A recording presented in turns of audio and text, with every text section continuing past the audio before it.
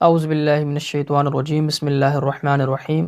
حضرت ابن عباس رضی اللہ عنہما سے مروی ہے کہ رسول اللہ صلی اللہ علیہ وسلم کے ایک صحابی نے اپنا خیمہ ایک قبر پر نصب کیا۔ انہیں یہ علم نہ تھا کہ یہاں قبر ہے، بس اچانک انہوں نے سنا کہ کوئی شخص سورہ ملک کی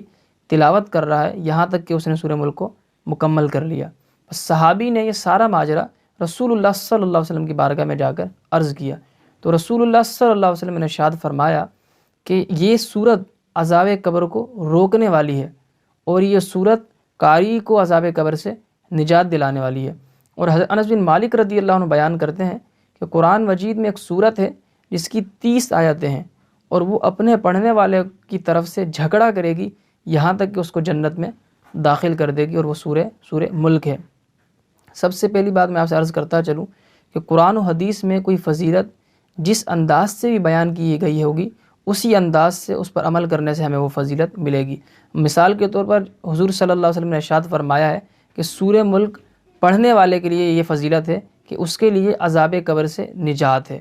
تو اگر کوئی شخص یہ کہے کہ نہیں، میں ایک حلقہ بنا لیتا ہوں اور اس کے اندر کسی ایک قاری کو بٹھاتا ہوں اور وہ سورہ ملک کی تلاوت کرے اور ہم سارے اس کی سماعت کریں، تو یہ اس طریقے سے بالکل درست نہیں ہے۔ اور اسی طریقے سے دوسرا مسئلہ وہ یہ کہ آج کل ہماری مساجد کے اندر یہ ہو رہا ہے کہ عشاء کی نماز کے فوراً بعد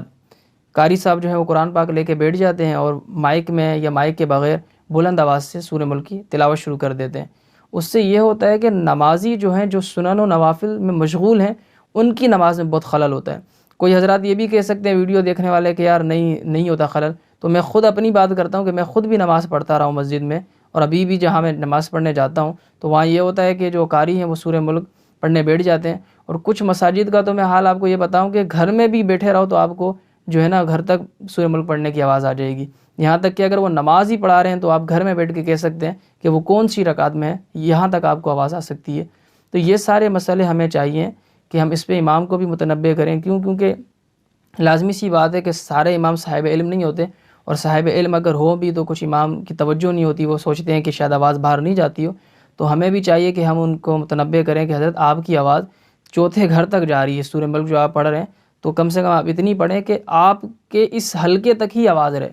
پہلی بات تو یہ عمل درست نہیں ہے، لیکن کم سے کم بھی اتنی آواز ہو کہ آپ کے اس حلقے تک ہو، تاکہ دوسرے نمازیوں کی نماز میں بھی خلل نہ ہو۔ کیونکہ قرآن و حدیث میں صراحت سے منع فرمایا ہے، صریح الفاظ ہیں کہ جو قرآن اس شخص کے سامنے نہ پڑھا جائے جو قرآن کو سننے کے لیے نہ بیٹھا ہو، لیکن ہمارا عمل کس طرف ہے۔ اور دوسری بات جو ہے وہ میں آپ کو اس پر تنبیہ کروں گا کہ حضور علیہ الصلاۃ والسلام نے سورہ ملک کی جو فضیلت بیان کی ہے وہ پڑھنے والے کے لیے ہے۔ تو برائے کرم آپ لوگ لازمی کوشش کریں کہ سورہ ملک کو جو ہے وہ حفظ کر لیں۔ اگر حفظ نہیں کر سکتے تو کوئی چھوٹا کتابچہ لے لیں کہ وہ آپ کے پاس ہو اور آپ اس کو دیکھ کر سورہ ملک پڑھ سکتے ہوں۔ اگر وہ بھی نہ ہو تو مساجد کے اندر قرآن پاک بے شمار ہوتے ہیں، کم سے کم آپ اپنے ایک قرآن پاک وہاں سے اٹھائیں اور اس سے اپنی تلاوت کریں۔ یہ سب سے بہترین طریقہ ہے، کسی کی نمازی میں کوئی خلل نہ ہوگا۔ لیکن اگر پھر بھی کوئی یہ طریقہ اپنانا چاہتا ہے تو اس کو چاہیے کہ وہ مسجد میں کوئی سائیڈ سا ایریا لے اور اس کے اندر امام صاحب کو بٹھائے اور امام کو کہے کہ خدا کے لیے خوف کرو،